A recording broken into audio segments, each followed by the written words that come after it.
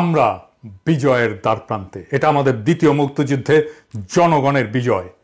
একটা খুনি, ফ্যাসিবাদী এবং গভীরভাবে দুর্নীতিগ্রস্ত শাসনের বিরুদ্ধে একটা বিজয়, যা আমাদের স্বাধীনতা, গণতন্ত্র, সমস্ত ধরনের মানবাধিকার কেড়ে নিয়েছে। এই বিজয়ের মধ্যে দিয়ে আমরা আমাদের স্বাধীনতা, সার্বভৌমত্ব ফিরে পাব। যে স্বাধীনতা, সার্বভৌমত্ব, মানবিক আর নাগরিক অধিকার এবং জাতীয় মর্যাদা এই ফ্যাসিবাদী গণহত্যাকারী হাসিনা ভারতের পায়ে আত্মাহুতি দিয়েছিল শুধুমাত্র ক্ষমতায় থাকার জন্য এবং দেশের সমস্ত সম্পদ লুট করার জন্য। আমাদের জনগণ, বিশেষ করে আমাদের নির্ভীক ছাত্ররা এই বর্বর রাষ্ট্রদ্রোহী শাসনের বিরুদ্ধে জেগে উঠেছে। মহাকাব্যিক সংগ্রামে তারা আমাদের এই বিজয়ের মুহূর্তে পৌঁছে দিয়েছে। আগামী কয়েক ঘন্টা এবং আগামী কয়েক দিন জনগণ এবং একটা দেশ হিসেবে, একটা জাতি হিসেবে আমাদের ভবিষ্যতের জন্য খুবই গুরুত্বপূর্ণ। সশস্ত্র বাহিনীকে এখন ফ্যাসিবাদ থেকে স্বাধীনতায় উত্তরণকে ত্বরান্বিত করার জন্য তাদের উপরে অর্পিত পবিত্র দায়িত্ব পালনের জন্য আমি আহ্বান জানাচ্ছি, যেন তারা তাদের উপরে অর্পিত মহান দায়িত্ব পালনের মাধ্যমে আমাদের স্বাধীনতা, সার্বভৌমত্ব, জাতীয় মর্যাদা রক্ষার ক্ষেত্রে ভূমিকা রাখতে পারে। এই দায়িত্ব পালনের জন্যই আমাদের সশস্ত্র বাহিনী রয়েছে।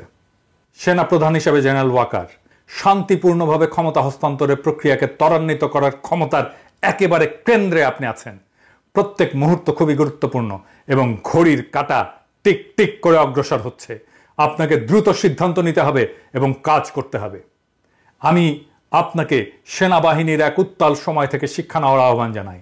1975-এ জেনারেল খালেদ মোশাররফ কার্যকরভাবে চেইন অফ কমান্ডের দায়িত্ব নিয়েছিলেন, কিন্তু কি করতে হবে সেটা নিয়ে তিনি দ্বিধান্বিত ছিলেন।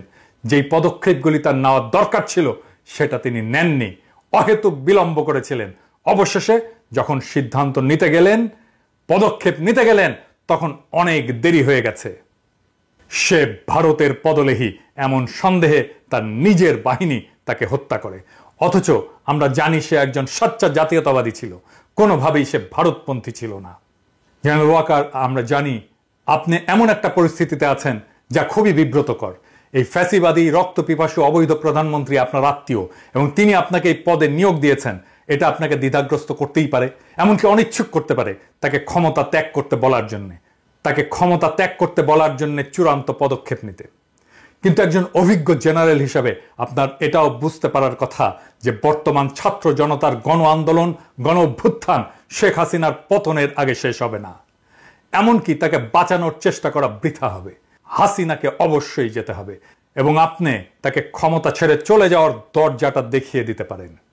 আপনি যাই করুন না কেন, হাসিনাকে অবশ্যই বিদায় নিতে হবে।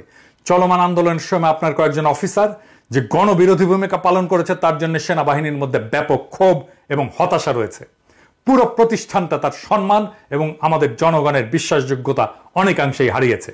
যদি আপনি আপনার কাজ না করেন, তবে সেনাবাহিনীতে অনেকেই থাকবেন যারা অলস বসে থাকবে না এবং নীরবে কষ্ট সহ্য করে যাবে না।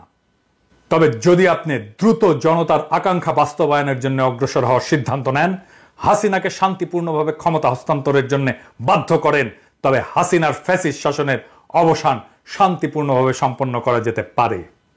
যে কোনো বিলম্ব আরো ব্যাপক রক্তক্ষয় এবং আমাদের অর্থনীতি এবং সমাজের আরো ক্ষতি করবে এবং একটা অব্যাহত অনিশ্চয়তা আমাদের শত্রুদেরকে ঘোলা পানিতে মাছ শিকারের সুযোগ করে দেবে। তাই আমি আপনাকে আপনার নিজের এবং জাতির ভবিষ্যৎ বিবেচনায় সঠিক পদক্ষেপ নিতে বলি। মেহেরবানি করে আপনার বাহিনী নিয়ে এগিয়ে যান এবং তাকে ক্ষমতা থেকে সরিয়ে জনতার হাতে ক্ষমতা হস্তান্তরের ব্যবস্থা করেন। জনগণের এই বিপ্লবী জাগরণের সময় আপনার ঐতিহাসিক ভূমিকা পালন করেন। আমাদের জনগণ সম্পূর্ণভাবে আপনাদের সাথে থাকবে। হাসিনার শাসন কার্যত মৃত। এখন এই শাসনকে সমাহিত করার কাজে আপনি হাত লাগাবেন। আপনি কি অপরাধী হাসিনাকে ক্ষমতাচ্যুত করার জন্য দ্রুত পদক্ষেপ নেবেন এবং আমাদের দ্বিতীয় মুক্তিযুদ্ধের একজন নায়ক হবেন, নাকি তাকে বাঁচানোর চেষ্টা করার জন্য একটা নিরর্থক এবং রাষ্ট্রদ্রোহী কাজে লিপ্ত হবেন? এই পছন্দ আপনার, এই সিদ্ধান্ত আপনাকেই নিতে হবে। আপনি এই একটা পদক্ষেপেই সেনাবাহিনীর হৃত গৌরব ফেরাতে পারেন, নয়তো জেনারেল খালেদ মোশাররফের দুর্ভাগ্যজনক পরিণতি বরণ করতে পারেন। আমরা আশা করব আপনি এই ঐতিহাসিক মুহূর্তে জনতার পক্ষে দাঁড়িয়ে সেনাবাহিনী নামের এই ইনস্টিটিউটকে রক্ষা করবেন। সৃষ্টিকর্তা আপনাকে সঠিক সিদ্ধান্ত নেওয়ার তৌফিক দেন। ইনকিলাব জিন্দাবাদ।